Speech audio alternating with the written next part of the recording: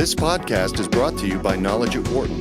For more information, please visit knowledge.wharton.upenn.edu. The baby boomer generation, the largest in the history of the U.S., is now reaching an interesting point in their lives. For the first time, boomers are at the age where they must start to take disbursements from their retirement plans. The law, of course, says that at age 70 and a half, you have to start taking money out of these, but it also means that there will be billions and billions of dollars heading into the U.S. economy in the years to come. To take a look at some of the things maybe you should think about, and as well the impact of this on the economy, we welcome back our friend Olivia Mitchell, Executive Director of the Pension Research Council, and also Director of the Center on Pensions and Retirement Research here at the Wharton School. Great to see you. Happy New Year. Pleasure to be here. Same to you. The articles, I mean, we knew how big the baby boomer generation is, but it is still interesting to kind of get a grasp on how much investment that generation has made and how much money will be put into the economy in various elements over the next couple of decades. Well, it's absolutely true that boomers have done a good job socking away money in their tax-qualified retirement accounts. And that would include IRAs, individual retirement accounts. It would also include 401ks, 403bs, the whole alphabet soup of pension lingo out there. Some baby boomers, of course, still have defined benefit plans. Right. But the big challenge that folks are talking about now is that of this $10 trillion in tax-deferred saving accounts, folks are now going to have to start taking out their required minimum distributions. Which is how much that they have to take out per year. So the Internal Revenue Service has been willing to let you save tax-deferred, have your investment earnings tax-deferred, but they'd be very happy to get some of their tax at the payout stage. Right. And so the rules are specified related to your age. So for example, beginning at age 70 and a half, you must take out about 3.7% of your IRA, total amount in your IRAs, and if you're retired, the same amount out of your 401k plans. By the time you're 80, the percent goes up to about 5.5%, and at age 100, you have to take out 15.9%. The logic is the government wants its tax bite on those payouts. But the impact that this is going to have on the economy in general is something that I think comes at an interesting time because we're seeing so much conversation about what the economy is going to be right now. But for people that are starting to think about this, for the most part, they've been probably processing this over the last few years anyway, even if they're falling into that group of being 70 years of age and still working because they are still trying to build back up from the recession. Well, so I think that there's two parts to the story. One is the financial institutions that are worried about money leaving their control, and the other is workers and retirees. And I think many retirees may well be surprised to learn that they have to start drawing down their accounts. And there are ways to manage it better or worse, which we can get into. Yeah. As long as you're working, you don't need to take the required minimum distribution from the plan that covers you on your current job. Right. However, if you have a previous job and you don't roll that money over to your current employer, then you will have to start taking those minimum distributions. It's surprising that some people don't, you just mentioned it, that they don't necessarily know that when you reach 70 and a half, that you actually have to do this. Why is that, you think? I mean, that's been somewhat of a pretty well publicized kind of marker over the last decade or two. It is publicized, and financial services companies are required to tell you when you hit that 70 and a half threshold that you must start taking out money at this certain percentage rate. But a lot of people don't read their mail, quite frankly, and they also may not have financial advisors.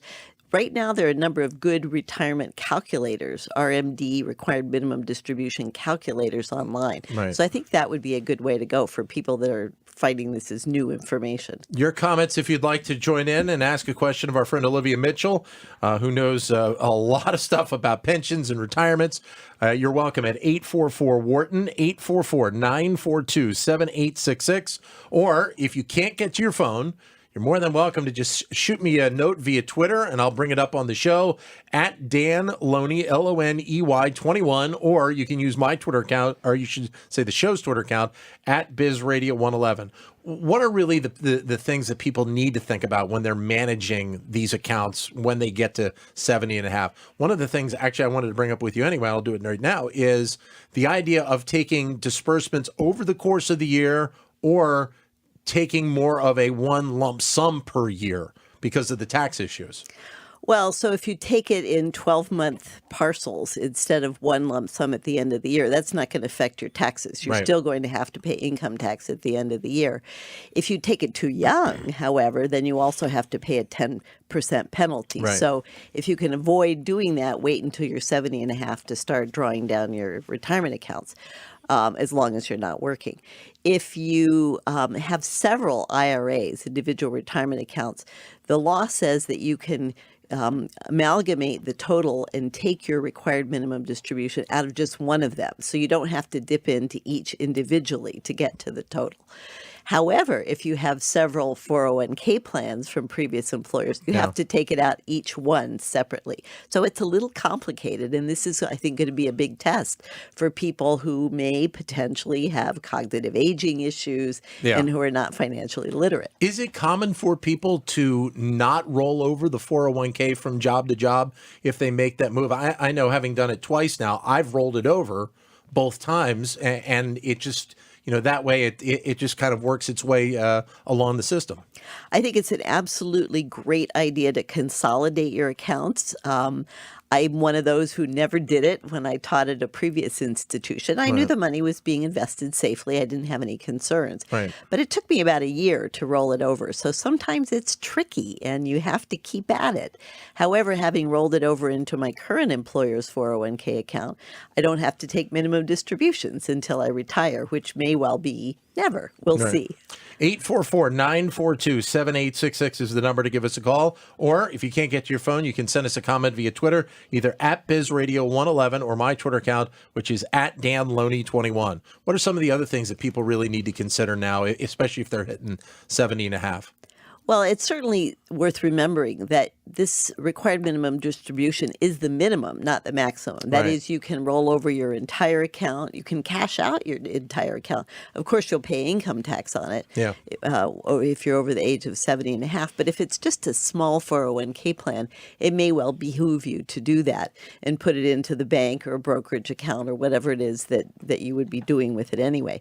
And this gets back to the point that a lot of the financial institutions are now thinking that it might behoove the retiree as well as them to let you keep your money in the 401k plan that you've been investing all the way along. Because typically those would be lower cost, more professionally managed, and they can help you by paying out the required minimum without you having to do the arithmetic every year at tax time. So just basically taking out the minimum every year and just kind of keeping the remainder of the 401k in there and earning the value that it would be picking up from the account. Absolutely. Another thing you can do is that you can, as of a couple of years ago, purchase a payout annuity with up to $250,000 in your 401k account. And then that amount, it will start paying you when you tell it to, when you tell the annuity provider to do so. But that is withheld from the required minimum distribution amount. In other words, it reduces the amount you have to take as a required minimum distribution. And that may behoove people that want to protect their assets over the longer term and don't want to pay so much tax on it right away. So the benefits of doing an annuity going that way would be how, what's the best reason for saying to people, you think about going the annuity route? So there's two reasons. One is that an annuity is an excellent product to help you avoid running out of money in old age. And the second reason is that portion that you've used to buy the annuity is exempt from the required minimum distribution, so it can lower your tax as well. Right. Olivia Mitchell joining us here from the Wharton School. Your comments again are welcome at 844-WHARTON, 844-942-7866. I saw interesting in one article that talked about people that are starting to pull from their 401ks that they, as you alluded to before, are reinvesting them. and seemingly, they don't have the need for all of that money, but they want to put it in something that that potentially could still be able to earn them value as they go forward. Right. It's interesting because it's been observed that many older people take the required minimum distribution percentages in some sense as financial guidance or advice. Right. And so they imagine that this must be the right way to spend down their accounts. And that's not necessarily true because you could run out under those circumstances. Yeah. So if you can afford to, maybe one option is to put it in a brokerage account or save it in a bank. There are also strategies that are worth mentioning in terms of how you invest the brokerage account versus what's in your IRA or 401k. For example, you might want to put bonds in the IRA so Right. they'll pay off a little bit less, thereby lowering your tax burden yeah. when you take out the RMD, and put more of your stocks, say, in your brokerage account. The bond move, I think, is an interesting one to discuss for a second because of what we've seen with bonds, especially over the last year or so, and the move of bonds, basically up. The 10-year has really been jumping the last few months right now. Well, that's in part a reflection of the increases in inflation Yeah. that are expected down the road. And so for retirees, my usual thought is start thinking about inflation-protected bonds because you may well need them if inflation starts ramping up again. We've talked with you before about the potential issues involving Social Security down the road. And obviously the word insolvency still is kind of played in there. With still a lot of questions with Social Security out there, does that affect how people need to think about their retirement money, especially when they get to that point? And especially maybe not now, but maybe in 10 years when we get closer to that projected 2034 date, which a lot of people have talked about. Well, it's certainly the case that Social Security is facing insolvency. They're not going to pay zero benefits, Yeah. but there may well be a 25% cut or 30% cut in benefits down the road.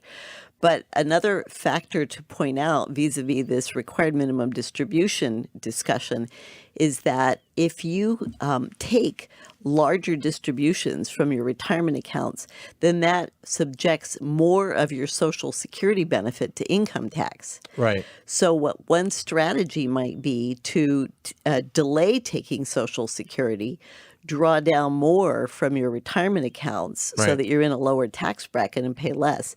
And then when you finally hit age 70 or beyond, then take the Social Security benefit. So it's a complicated little ball of wax that we have here. And I think it really pays to start, for folks that have some money in their 401k and IRAs, to start talking to an advisor. Well, and I was going to say, because for a lot of people, this is still, it's something that it's very hard for a lot of people to kind of understand all the nuances that are involved in this process. So having that trusted voice that you can talk to get a better understanding on it is almost a necessity at this point, is it not?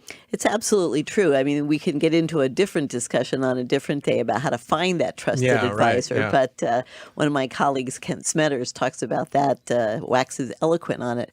But it's absolutely true that either school yourself, get online, do the retirement calculators, the required minimum distribution calculators, or find someone you trust, or maybe do both to check the advisor from time to time.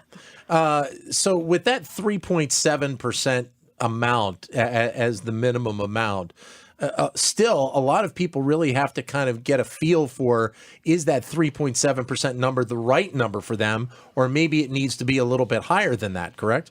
Well, so that will depend a lot on how much you have. I had a calculation of what the typical 401k levels are for people close to retirement, say Right. around 65 years old, 66 years old.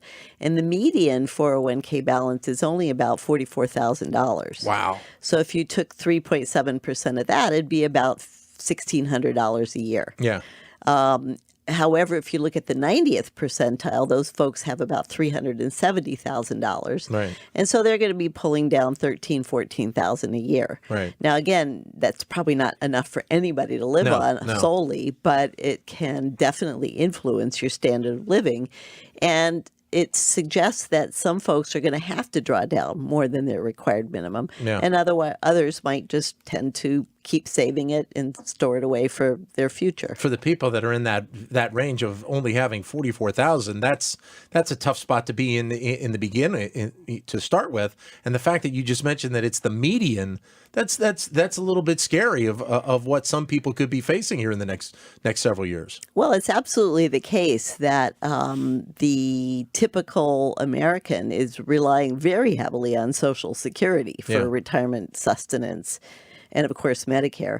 And so this may make a little bit of a difference at the margin, but what could make a much bigger difference to their retirement well-being would be delaying claiming Social Security to age 70. Yeah. Then your benefits could well be 75% bigger than if you claimed them at 62 years old. Yeah, and we're talking with Olivia Mitchell. Your comments are welcome again at 844-WHARTON. 844-942-7866 is the number to give us a call. What are some of the other things that people need to really consider now, especially when they're getting to that 70 and a half age? Well, what I would say is that it would help if people tried to do everything possible to continue working, because the longer you delay retirement, it benefits you on a number of fronts. Obviously, your Social Security benefits are higher when you get there. You're not drawing down your nest egg. Yeah. And there's a lot of research that suggests that people that can continue to work and do so are much healthier.